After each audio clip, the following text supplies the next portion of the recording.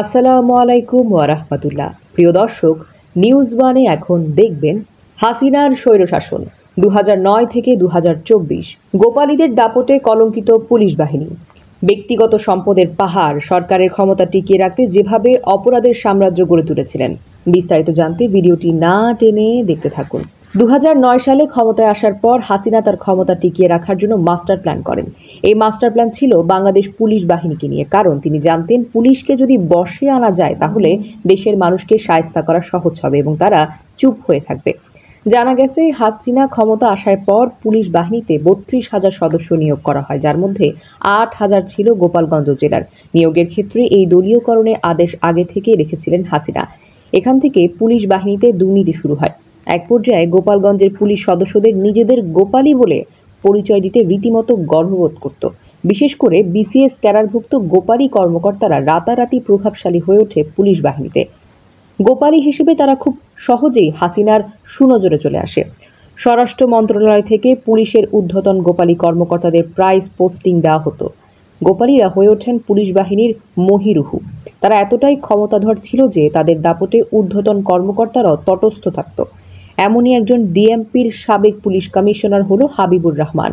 হাসিনার পতনের পর যাকে চাকরি থেকে অব্যাহত দেওয়া হয়েছে। 1998 সালের 22 ফেব্রুয়ারি 17তম বিসিএস পরীক্ষার মাধ্যমে তিনি সহকারী পুলিশ সুপার হিসেবে বাংলাদেশ পুলিশে যোগদান করেন। হাসিনা ক্ষমতায় আসার পর পুলিশের গুরুত্বপূর্ণ পদে আসীন হলেন হাবিব। তিনি ঢাকা জেলার এসপি থেকে শুরু করে পদোন্নতিক্রমে বাংলাদেশ পুলিশ সদর দপ্তরে অতিরিক্ত সহকারী মহাপরিদর্শক হিসেবে পদস্থ ছিলেন। পরবর্তীতে তিনি উপমহাপরিদর্শক পদে পদোন্নতি লাভ করেন। 10 অক্টোবর 2022 উপ পুলিশ মহাপরিদর্শক হাবিবুর রহমানকে ট্যুরিস্ট পুলিশ ইউনিটের প্রধান এবং 2023 সালে তাকে ডিএমপি কমিশনার হিসেবে বদলি করা হয়। হাবিবুর রহমানকে বলা হয় মুখোশধারী কর্মকর্তা। দলীয় লেজর বৃত্তি করাই ছিল তার প্রধান কাজ। হাসিনার আনুগত্য লাভের জন্য তিনি লেটার্স অফ শেখ মুজিব নামে একটি বই লেখেন। স্বরাষ্ট্রমন্ত্রী আসাদুজ্জামান খান কামালকে খুশি করার জন্য লেখেন নন্দিত বীর মুক্তিযোদ্ধা আসাদুজ্জামান খান কামাল নামে আরেকটি বই। এই দুই বইয়ের প্রকাশনা উৎসব করা হয় খুব ঘটা করে, যাতে সবাই বুঝতে পারে হাবিবের কি দাপট। সাধারণত পুলিশ কর্মকর্তারা হাবিবের দাপটের কাছে টিকতেই পারতেন না। হাবিবের কথাই ছিল পুলিশ বাহিনীতে অলিখিত আইন। নিজেকে অনাগত আইজিপি হিসেবেও জাহির করতেন তিনি। পুলিশ বাহিনীর ঊর্ধ্বতন কর্মকর্তারাও হাবিবের কাছে ছিলেন তুচ্ছ। সিনিয়ররাও তাকে সমীহ করে কথা বলতেন। পেশাগত দক্ষতার চেয়ে হাবিব আওয়ামী লীগের দলীয় এজেন্ডা বাস্তবায়নে ছিলেন সবচেয়ে দক্ষ। পুলিশ বাহিনীতে নিয়োগ ও বদলি বাণিজ্য করে কোটি কোটি টাকা হাতিয়েছেন তিনি। বিরোধী দলকে দমন পীড়নের জন্য হাবিবের কর্মকাণ্ড হাসিনার কাছে খুবই প্রশংসিত ছিল। এতে করে তিনি দিন দিন অসীম ক্ষমতাধর হয়ে ওঠেন। বৈষম্য বিরোধী ছাত্র আন্দোলনে চলাকালে আন্দোলনকারীর উপর গুলি চালানোর আদেশদাতা ছিল এই হাবিবের।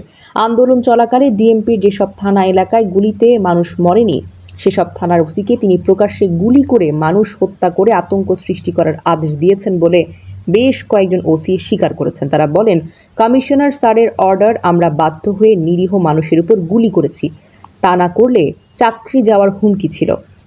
আরেক গোপালী পুলিশ কর্মকর্তা বনজ কুমার, মুসলিম বিদ্বেষী এই কর্মকর্তা বরাবরই ছিলেন বিতর্কিত, তবে গোপালী হওয়ায় তিনি হাসিনার গুডবুকে ছিলেন। বিভিন্ন গুরুত্বপূর্ণ পদে আসীন হওয়ার পর সর্বশেষ তাকে পুলিশ ব্যুরো অফ ইনভেস্টিগেশনের প্রধান করা হয়েছে। বহুল আলোচিত নুসরাত হত্যা মামলায় দুর্নীতির আশ্রয় নিয়ে অনেক কিছুই পাল্টে ফেলেন বনজ কুমার। নন্দিত নায়ক সালমান শাহ হত্যা মামলাকে টাকার বিনিময়ে ভিন্ন খাতে প্রভাবিত করার অভিযোগ রয়েছে তার বিরুদ্ধে। দুর্নীতির মাধ্যমে কোটি কোটি টাকার সম্পদ গড়েছেন এই গোপালী কর্মকর্তা। বিদ্যুৎ নয়, তারবিহীন খাম্বা, সেটি শোভা পাবে সেই রকম জায়গায়। গোপালী পুলিশ কর্মকর্তাদের মধ্যে আরেক আওয়ামী দালাল হলেন মনিরুল ইসলাম। হাসিনার শাসনামলে জঙ্গি দমনের নামে বহু নাটক মঞ্চস্থ করে মাদ্রাসা শিক্ষার্থী তথা আলেম এবং ওলামাদের উপর দিনের পর দিন নির্যাতনের নায়ক ছিল এই মনিরুল ইসলাম। বিরোধী দলের নেতাকর্মীদের জঙ্গি বানাতেও দ্বিধা করেননি তিনি। ডিবি প্রধান থাকাকালে বিনা বিচারে বহু মানুষকে দিনের পর দিন ডিবি অফিসে আটকে রেখে নির্যাতন করেছেন, দিয়েছেন মিথ্যা মামলা। শুধু কি তাই? শুধু তাই নয়, বিরোধী দলের নেতাকর্মীদের গুমের নায়কেও এই মনিরুল। হাসিনার পতনের সময় তিনি এসবি প্রধান হিসেবে কর্মরত ছিলেন, তবে হাসিনার পতনের পর তাকে চাকরি থেকে অব্যাহতি দেওয়া হয়েছে। এখন দাবি উঠেছে তার বিচারের। হাসিনার আরেক আস্থাভাজন পুলিশ কর্মকর্তা ছিলেন সাবেক আইজিপি বেনজির আহমেদ। শুধুমাত্র গোপালী হওয়ার কারণে এই কর্মকর্তার দম্ভ, অহংকার, দাপট ছিল অন্যরকম। কথিত আছে বেনজিরের কাছে স্বরাষ্ট্রমন্ত্রীও পাত্তা পেতেন না। হাসিনার ক্ষমতা দীর্ঘায়িত করার গোপন নকশা বাস্তবায়নের জন্য তৎকালীন ডিএমপি কমিশনার বেনজির 2010 সালে মতিঝিলের শাপলা চত্বরে হেফাজতের সমাবেশে গণহত্যা চালান। এই সাথে ক্ষমতার অপব্যবহার করে তিনি হাজার হাজার কোটি টাকা হাতিয়ে নিয়েছেন।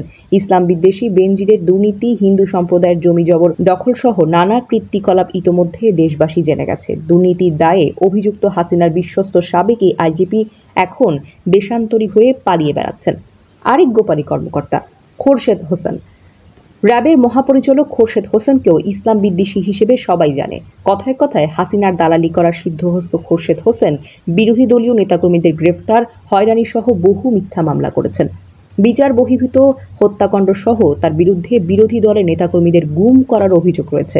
হাসিনার শাসনামলে 15 বছরের 7 মাসে ডিএমপিতে গোপালী ইন্সপেক্টরদের ঢালাওভাবে থানার ওসি হিসেবে নিয়োগ দেওয়া হয়েছে। বিশেষ করে 2014 সালে নির্বাচনের আগে জামাত নিধনের মিশন হিসেবে গোপালীদেরকে থানায় থানায় ওসি হিসেবে নিয়োগ দেওয়া হয়। এক পর্যায়ে ডিএমপির 50টি থানার মধ্যে কমপক্ষে 34টি থানায় গোপালীরা ওসি হিসেবে নিয়োগ পাওয়ায় বিরোধী দলের উপর জুলুম নির্যাতনটি বেড়ে যায়। তেমনই এক কর্মকর্তা হলেন শাহবাগ থানার ওসি আরশাদ হোসেন।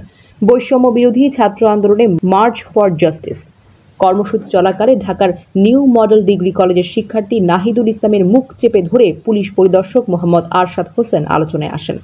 হাসিনার পতনের পর তাকে সাময়িকভাবে বরখাস্ত করা হয়েছে।